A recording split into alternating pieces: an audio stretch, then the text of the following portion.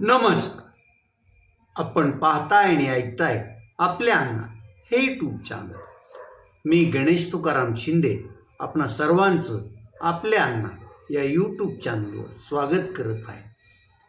धाराशिव जिल्ह्यातील 55 जिल्हा परिषदेचे गट आणि 110 पंचायत समिती गणाचे निकाल लागलेले आहे. धाराशिव जिल्हा परिषदेचं अध्यक्षपद हे सर्वसाधारण महिलेसाठी खुलं आहे आणि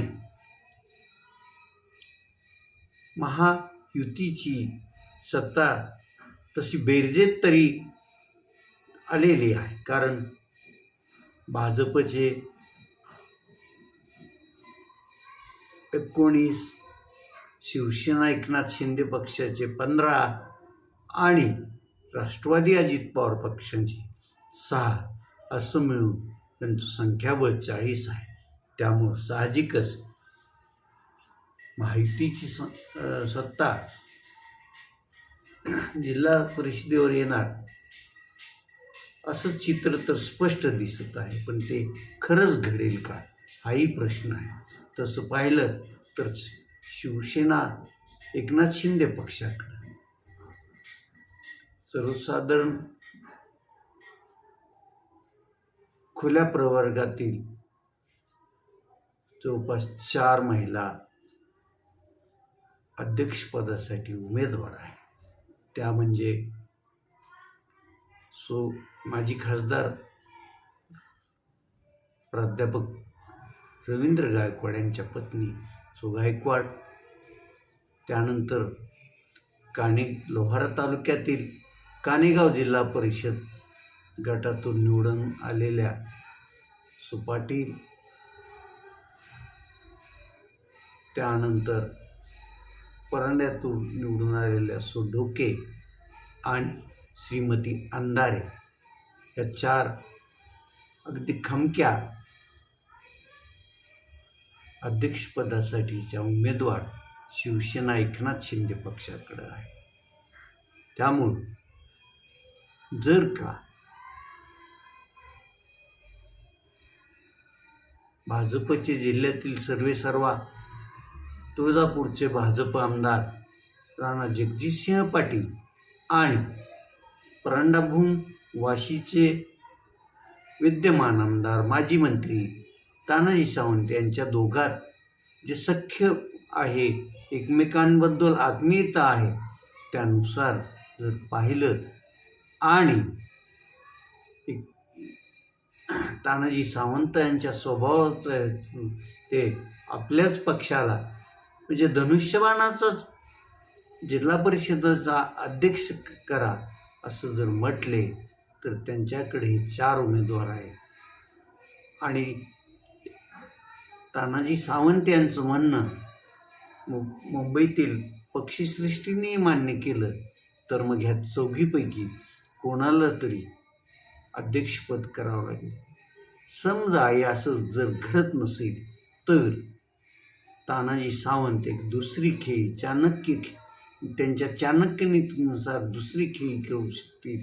ते म्हणजे माजी खासदार प्राध्यापक रवींद्र गायकवाड यांना तुमच्याच पत्नींना जिल्हा परिषदेचं अध्यक्ष करू असं हे करतील आणि त्यासाठी मी जुळवाजुळव करतो, तुम्ही थोडाफार प्रयत्न करा असं सांगून मग ते वेगळी आघाडी काहीतरी करू शकतील असंही जिल्ह्यात चर्चा दबक्या नाही तर आता उघडच सुरू झाली आहे.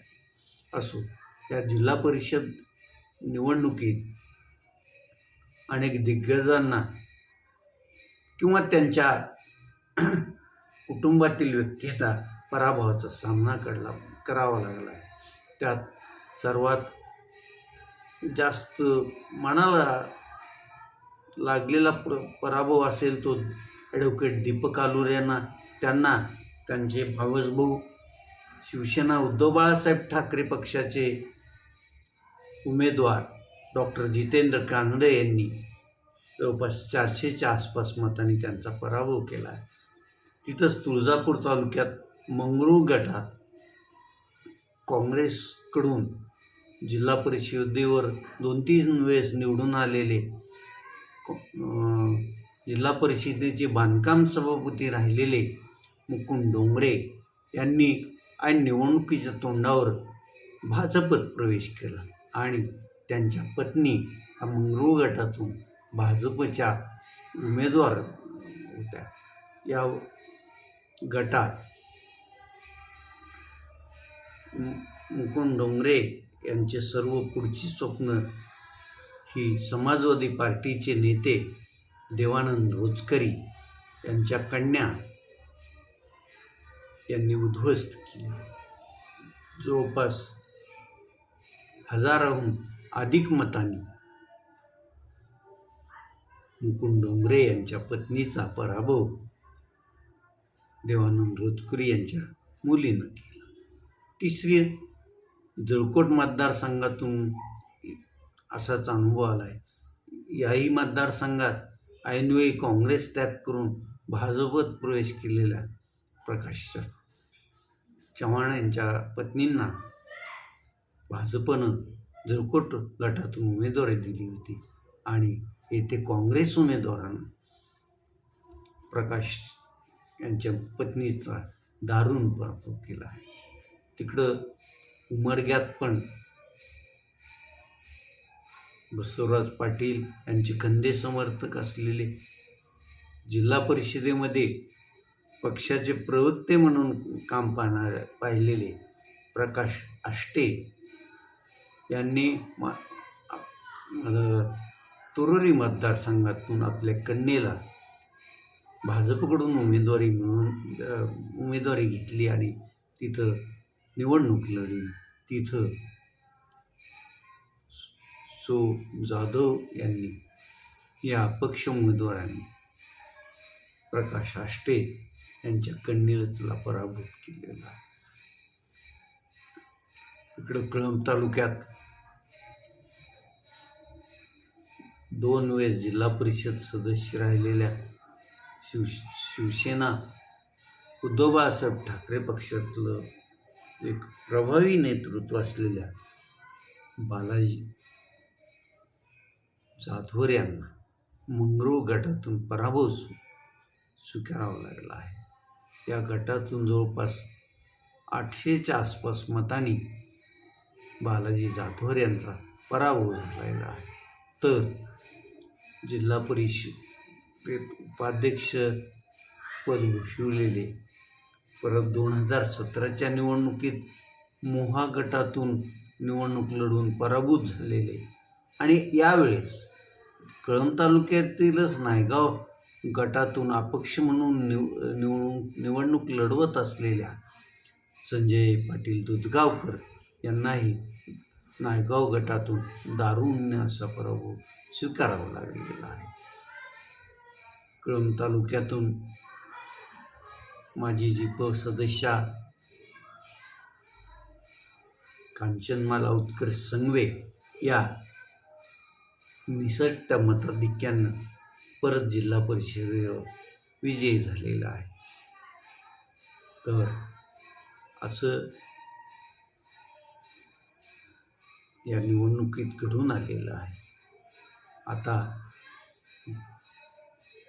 जिल्हा परिषदेवर सत्ता निर्विवादपणे महाआघाडीचीच आहे हे आम्ही कोणीही नाकारत नाही. परंतु अध्यक्ष कोण होणार, कोणत्या महिला सदस्या ह्या लगेच अध्यक्षपदावर विराजमान होणार याकडे सर्व जिल्ह्याचं लक्ष लागून राहिलेलं आहे.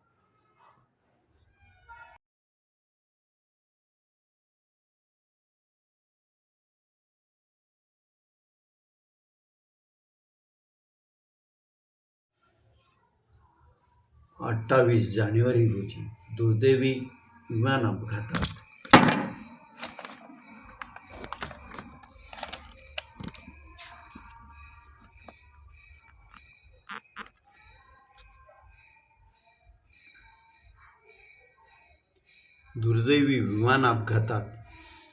उपमुख्यमंत्री अजित पवार यांचं दुःखद निधन झालं. त्यानंतर मग त्यांचं तिसरं झाल्याच म्हणजे 31 जानेवारी रोजी त्यांच्या पत्नी सुनेत्रा अजित पवार यांना पक्षानं विधिमंडळ पक्षनेतेपदी निवड केली. लागलीच त्यांचा पहिल्या महिला मुख्यमंत्री म्हणून शपथविधीही पार पडला होता. आणि आज त्यांनी मुंबई येथे आपल्या पूर्वीच्या अजित पवार यांचं जे 6व्या मजल्यावर दालन होतं मंत्रालय, त्या दालनात प्रवेश केला. तिथं बसून त्यांनी उपमुख्यमंत्रीपद आणि आपल्याकडे त्यांच्याकडे देण्यात आलेल्या खात्याचा पदभार स्वीकारला. त्यानंतर मंत्रिमंडळाच्या बैठकीत पण त्या उपस्थित राहिल्या होत्या. आज मुंबईत दाखल होतं. सकाळी त्यांनी सिद्धिविनायकाचं दर्शन घेतलं. तिथून मग त्या चैत्यभूमीवर डॉक्टर बाबासाहेब आंबेडकर यांना मानवंदना देण्यास पोहोचल्या. त्यानंतर आपल्या पक्षाच्या राज्याच्या कार्यालयात जाऊन गेल्या आणि तिथं आपल्या पक्षाच्या सर्व आमदारांशी संवाद साधला, त्यांना मार्गदर्शन केलं आणि त्यांची भेट पण घेतली आणि त्यानंतर त्या मंत्रालयात दाखल झाल्या होत्या. आज त्या संध्याकाळी दिल्लीला पण जाणार आहे. आजच्या मंत्रिमंडळ बैठकीत अजित पवार यांनी त्यांच्या मृत्यूच्या पूर्वीच्या बैठकीत जे 3 महत्त्वाचे निर्णय घेतले होते, त्या निर्णयावर आजच्या मंत्रिमंडळ बैठकीत शिक्कामोर्तब करण्यात आलं आहे. आणि एक प्रकारे मुख्यमंत्री देवेंद्र फडणवीस यांनी आपल्या सहकाऱ्यांची जी इच्छा होती ती पूर्ण करण्याचा प्रयत्नच केलेला आहे. आज आता आपण इथंच थांबूया.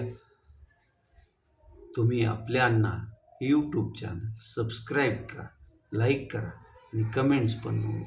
धन्यवाद.